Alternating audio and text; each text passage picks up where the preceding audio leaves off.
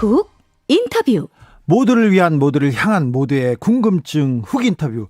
이재명 표 정책 기본 시리즈 화제입니다. 원적격인 기본소득에 이어서 기본주택이 나왔고요, 기본 대출까지 선보였습니다. 또 기본이 나올까요?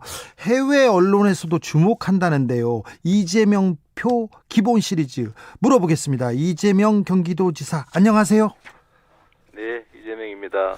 해외 언론에 자주 나온다고 합니다. 영어를 썩 잘하는 편은 아니신 것 같은데요.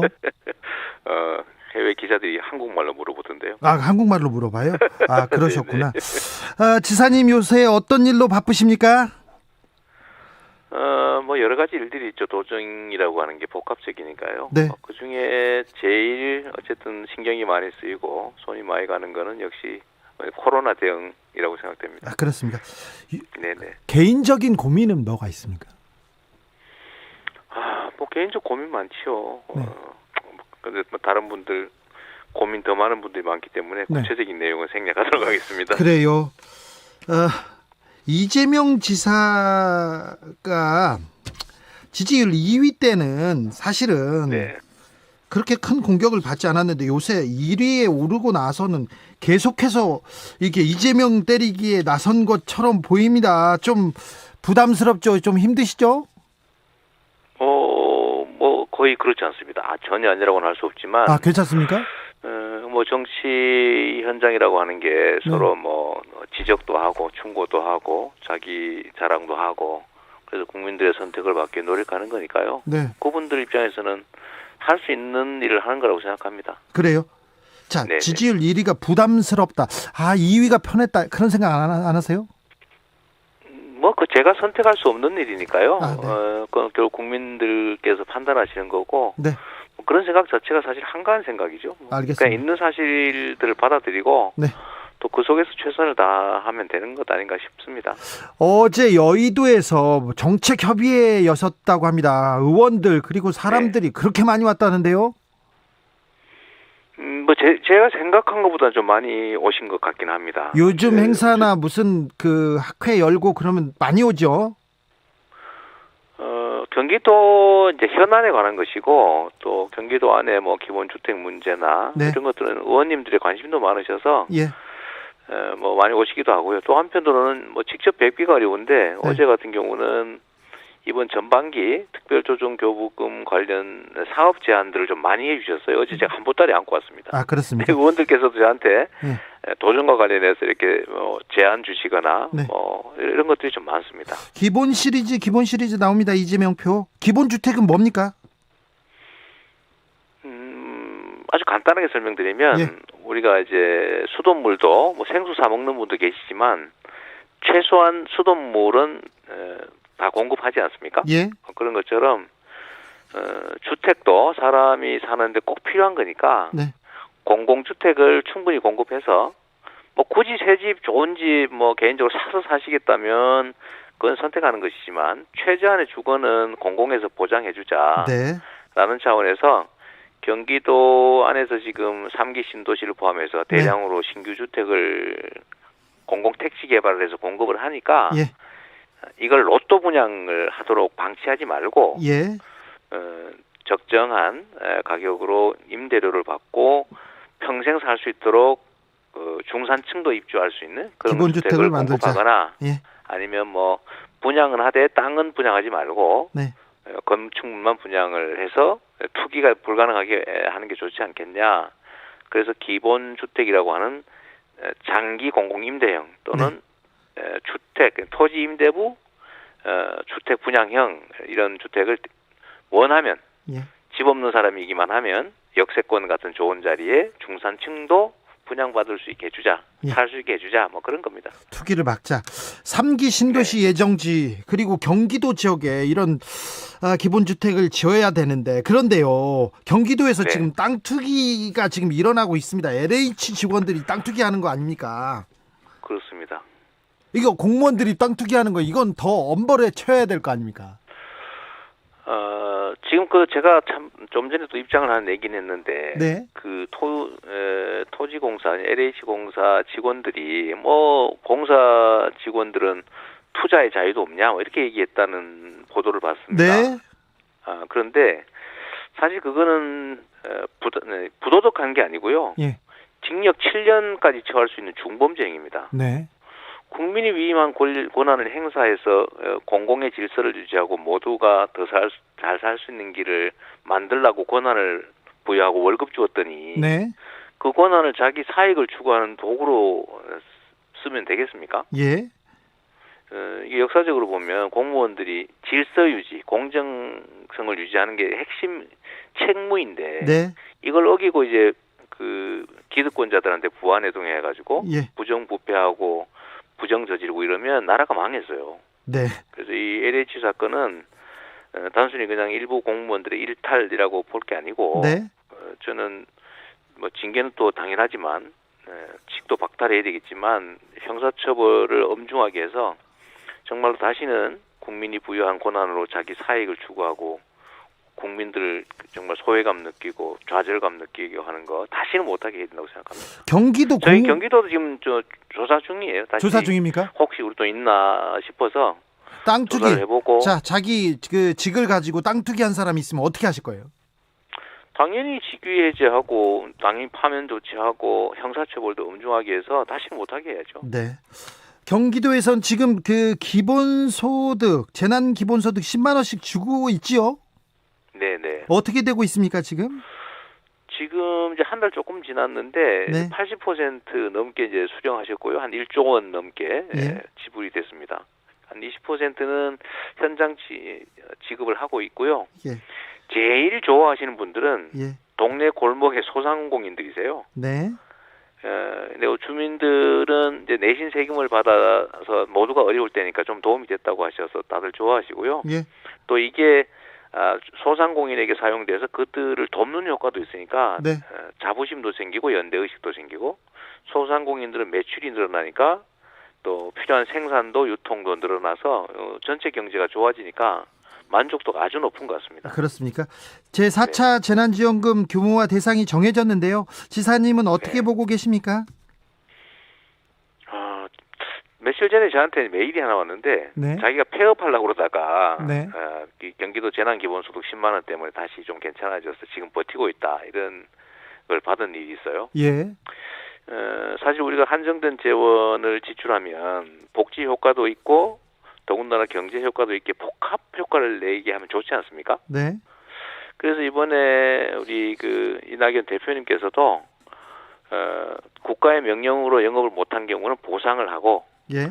특별히 손해 많이 피해 많이 본 데는 선별로 지원하고 예. 거의 대부분 피해보지 않은 사람이 없으니까 보편 지원을 지역화폐로 해서 경제도 살리고 지원도 하자 이렇게 계획을 하신 걸로 아는데 네.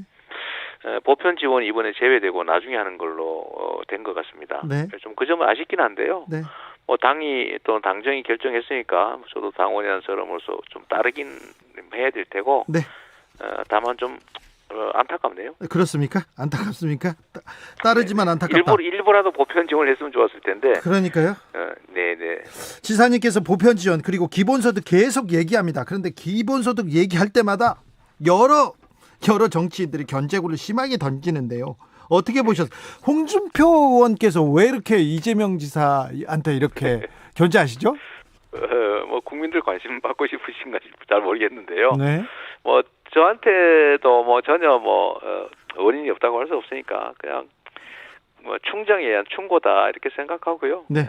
뭐 저도 뭐 부족한 게 많은 사람이니까 또 되돌아보는 계기도 되고 뭐 좋다고 생각합니다. 유승민 전 의원, 남경필 도지사 계속해서 이재명 지사 비판하는데 왜 아무 말도 안 하십니까? 남 지사님도 나오셨어요? 그 전에 아니야 남경필 지사 말고요 원희룡 지사님. 원 지사님. 네. 네네네. 뭐 그분들이 하시고 싶은 말씀하시는 건데 네. 저희가 이걸 이제 좀 논리적이고 합당한 지적이면 논쟁의 가치가 있는데 뭐 거의 비난에 가까워서 네. 논쟁이 아니라 싸움이 될 수도 있기 때문에 네. 뭐 국민들의 판단에 맡기고 네. 저는 그냥 제가 하고 싶은 이야기 또 설명할 거 설명하고 그러고 있습니다. 최문순 강원지사가 기본소득에 대해서 좀 비판적인 입장 내놓은 거는 조금 놀랐습니다. 어떻게 보셨어요? 뭐 본인 입장에서는 본인의 시각으로 문제점을 지적할 수 있고요. 예. 문제를 지적하면 논쟁을 통해서 보완할 수 있기 때문에 좋다고 생각합니다. 그래요? 다만 이제 제가 좀 아쉬운 거는 이걸 이제 우파적 신자유주의라고 이렇게 뭐 규정을 하셨던데요. 예. 제가 그래서 아니 뭐 우파 좌파 굳이 따져야 되냐, 이게 복지로서 효용성도 있고 또 경제 정책으로서도 유용해서 우리 국민들의 삶에 또 경제 회생에 도움이 되면 뭐 좌파 우파 가리지 말고 해야 되는 거 아니냐. 네. 라고 말씀드렸고요. 이건 신자유주의가 아니라 신자유주의를 극복하는 복지적 경제 정책, 융합 정책이다 이렇게 제가 해명 드렸습니다. 복지적 융합 정책, 기본소득 얘기 나올 때마다 재원 문제 계속 얘기하는데요. 증세, 재원 문제 물어보는 사람들이 많습니다. 이 부분에 대해서는 어떻게 보시는지요? 우리나라가 OECD 평균에 비해서 조세 부담률도 낮고 네. 또 사회복지 지출도 절반 정도에 불과하기 때문에 우리는 이제 증세를 하면서 사회복지 지출을 늘려가야 됩니다. 그래서 이제 저부담 저복지에서 중부담 중복지를 거쳐서 네. 북유럽형의 고부담 고복지 사회로 가야 되는데 문제는 지금 방식의 증세를 하게 되면 국민들의 저항 때문에 네. 실제로 증세가 어렵습니다. 무슨 말씀이냐면 네. 예를 들면 지금 현재 정치권에서 논의되는 거, 그러니까 코로나19 때문에 돈을 많이 썼으니까 증세를 하겠다라고 하면 네. 사실 약간 언어적으로 모순이 있습니다. 그래요. 일시적 문제를 해결하기 위해서 예. 구조적이고 장기적인 세제, 그러니까 조세 시스템을 건드렸다. 바꿀 수는 없는 거죠. 예. 그러면 안 되고 그런 경우에는 국채로 해결하고요. 두 번째로는 가난한 사람을 돕기 위해서 중산층과 부자들이 세금을 내자. 우리는 혜택 보지 말고. 예. 라고 하면 그게 세금 내고 싶겠습니까? 네. 이런 방식으로는 필요한 복지를 늘릴 수가 없기 때문에 모두가 혜택 볼 수 있는 방법으로 해야 압도적 다수가 동의하고 압도적 다수가 동의해야 증세가 가능하기 때문에 모두가 혜택을 보는 기본소득 방식, 즉 많은 사람이 세금을 더 내지만 내는 세금보다 받는 금액이 더 많은 방식, 즉 기본소득 방식으로 하면 압도적 다수는 반대하지 않고 찬성할 수 있습니다. 이렇게 해야 우리가 가야 될 고부담 고복지, 즉 증세를 통해서 복지 지출을 늘리는 방식으로 갈 수 있고요. 기본소득도 결국은 세금을 더 많이 내거나 적게 내거나 골고루 공평하게 지역화폐로 지급해서 경제를 살리는 거기 때문에 네. 이렇게 해야 고액 납세자들, 고소득자, 고자산가들이 세금을 내고 경제 성장에 대한 혜택은 고소득자들이 많이 보기 때문에 불만이 적어지죠. 예. 그러니까 제가 이거를 세금을 내지 말고 기본소득 하자는 소리 하는 건 전혀 아니고요. 예. 세금을 내야 되는데 세금을 낼 수 있게 사회적 합의를 하려면 기본소득 방식으로 할 수밖에 없다는 말씀 드리는 겁니다. 알겠습니다. 같이 살자님께. 잠깐만, 제가 하나만 더 말씀드리면, 네. 그러니까 기본소득이 과연 그럼 유용한 정책인지를 검증이 안 된 상태에서 증세해서 하자고 하면 국민들이 동의하기 어렵기 때문에 네. 일단 일반 회계 예산에서 조금만 떼어가지고 네. 1인당 한 50만 원 정도, 그러면 25조 원이니까 한 5% 정도 국가 예산 비중이 됩니다. 네. 이거 한번 해보고 이거 진짜 효과 있다. 그러면 감세, 그러니까 지금 우리 감면해준 세금이 한 연간 5, 60조가 되는데 예. 그걸 좀 줄여서 기본소득 좀 지급해보고 이거 진짜 경제에도 도움이 되고 수요가 늘어서 지속성장에도 도움이 되고 복지 늘리는 효과도 있고 국민연합 연대에도 도움이 된다라고 인정하면 또 조금씩 증세를 해서 전액 기본소득을 지급해서 늘려나가는 거죠. 일단 이렇게 하면 실현 가능성이 있다는 겁니다. 일단 세금을 깎아주는 것만 조금 줄여도 시도할 수 있다는 거죠. 네, 일단 세금 깎는 거 줄이는 것도 그 다음 단계고요. 예. 일반 회계 예산을 좀 조정을 해서 절감을 해서 조정하면 연간 된다. 25조 원 정도는 만들어낼 수 있거든요. 예, 5%니까. 네네. 같이 살자님께서 이재명 공산주의자네. 그래도 이런 공산주의자는 존경합니다. 이렇게 얘기합니다. 자, 네. 제가 공산주의자가 아닌 것이요. 네. 제가 이거를 없는 사람 도와주자 또는 나눠 갖자 이런 얘기를 하는 게 아니고 이걸 넘어서서 지원을 하되 네. 지역화폐로 소멸성 지역화표를 지급해서 작년에 1차 재난지원금 14조 원밖에 지급 안 했지만 국내 경기가 확 살아났잖아요. 예. 그런 거를 1년에 한 번, 두 번, 세 번, 네 번 자꾸 늘려나가자. 예. 그 말이고 저는 경제의 지속적 성장, 경제 회복 이게 제일 중요한 정책 과제라고 보기 때문에 네. 퍼주기나 공산주의자가 아니고 네. 시장주의자라고 말씀드릴 수 있습니다. 공산주의자 아니다. 시장주의자다. 네, 네. 네. 알겠습니다. 자, 오늘 윤석열 검찰총장 사퇴 어떻게 보셨어요? 뭐 참 착잡하죠. 네. 네. 착잡한데요. 더 말씀드리기가 좀 그렇습니다. 아, 그렇습니까? 네. 오늘 그 검찰총장의 사퇴의 변이 아니라 정치인의 일성으로 보인다는 민주당의 여러 논평이 나왔습니다. 그렇습니다. 이게 저는 임명된 공직자, 이게 선출 권력으로부터 임명된 공직자의 책임이라는 말씀을 한번 강조하고 싶고요. 예. 두 번째는 우리 사회의 검찰이 과연 지금의 현 검찰이 과연 국가의 공정한 질서를 유지하고 국민들의 인권을 유지하는데 정말 기여했냐 아니면 있는 죄도 덮고 없는 죄 만들면서 권력을 행사해온 적폐의 좀 노릇을 하지 않았냐라는 점에 대해서 저는 좀 인식해야 될 것 같고요. 예. 검찰 개혁이라고 하는 큰 과제를 수행하는 과정에 있는 건데 과연 이게 검찰 개혁이나 아니면 나라를 바로 세우는 일에 도움이 되는 건지 한번 생각해 볼 필요는 있다고 생각합니다. 정치인 윤석열, 대선 주자 윤석열은 어떻게 생각하십니까? 지금 이제 검찰총장이라고 하는 임명직 공무원이었는데 네. 이제 그걸 벗으셨으니까 네. 이제 뭐 한 명의 국민으로서 또 정치적 자유를 이제 충분히 누리시겠죠. 네. 뭐 표현도 충분히 하시고 결국 정치를 하실 걸로 저희는 이제 판단되는데 잘 해주셨으면 좋겠다는 생각합니다. 또 응원하시는군요. 잘 하셨으면 좋겠습니다. 응원은 아니고 네. 그런 오해받을 말씀하시고요. 네. 하여튼 세상에는 뭐 입장은 다양하니까 예. 알겠습니다. 합리적으로 경쟁하고 네. 또 그게 견제와 경쟁이라고 하는 과정을 통해서 국민들에게 도움되는 그런 정치 환경이 만들어지면 좋지 않겠냐 그렇게 생각합니다. 알겠습니다. 몰아가진 않을게요, 이제. 자, 지사님. 네. 미얀마 사태가 연일 조금 악화되고 있습니다. 지사님께서 미얀마 군부 독재 타도 위원회 관계자분들 모셔서 간담회를 가지셨어요? 네.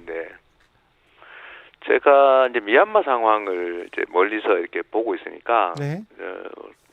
80년 광주가 딱 떠올랐어요. 예. 뭐 흐름이 거의 똑같은 것 같습니다. 그러니까요.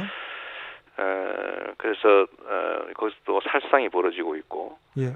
또 군부의 그런 잔혹한 또는 반민주적 행태, 반인도적 행태가 벌어지고 있는데 우리가 직접 뭐 할 수 있는 건 없지만 그래도 국내에 미얀마인들이 한 2만 5천 명 정도 와 계시고요. 예. 그분들이 또 원해서 우리가 뭘 할 수 있느냐고 저도 물어봤습니다만 뭘 직접은 못 하더라도 관심 갖고 지켜봐 주는 것만도 도움이 된다고 해서 제가 그 백지장 한 장에 맞드는 심정으로 예. 제가 간담회 자리를 마련했고요. 예.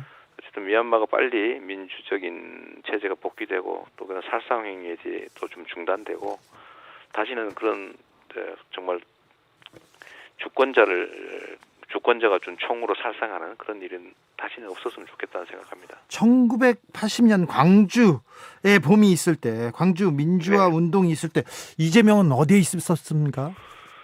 저는 그때 오리엔트 주식회사에서 예. 일하고 있었습니다.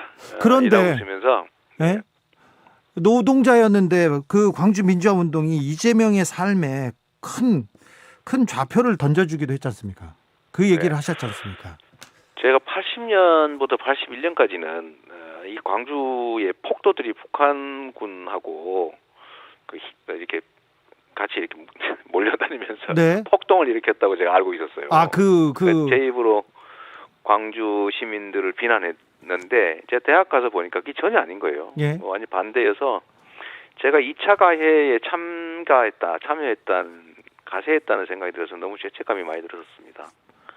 그러다 제가 제 인생을 좀 공자 노동자를 벗어나 잘 먹고 잘 살아야지 해서 사회의 비정상적인 거를 좀 고쳐서 공정하고 합리적인 세상을 만들어야 되겠다라고 해서 제 인생 좌표를 바꾸게 됐죠. 아, 그래요? 그래서 제가 광주에 대해서 각별한 또 뭐 관심이 있고 네. 또 광주는 제가 사회적으로 생물적으로가 아니라 사회적으로 다시 태어나는 계기가 됐기 때문에 예.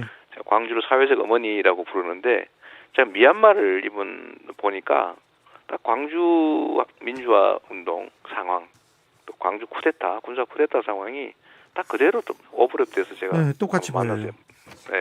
뭐 대화를 하게 됐죠. 그래서 또 안타깝습니다. 네. 빨리 민주화의 봄이 더 이상 희생이 없어야 될 텐데요. 네. 네. 네. 뭐 오늘 말씀 감사합니다. 네, 감사합니다. 네, 지금까지 이재명 경기도지사였습니다. 정치 피로, 사건 사고로 인한 피로,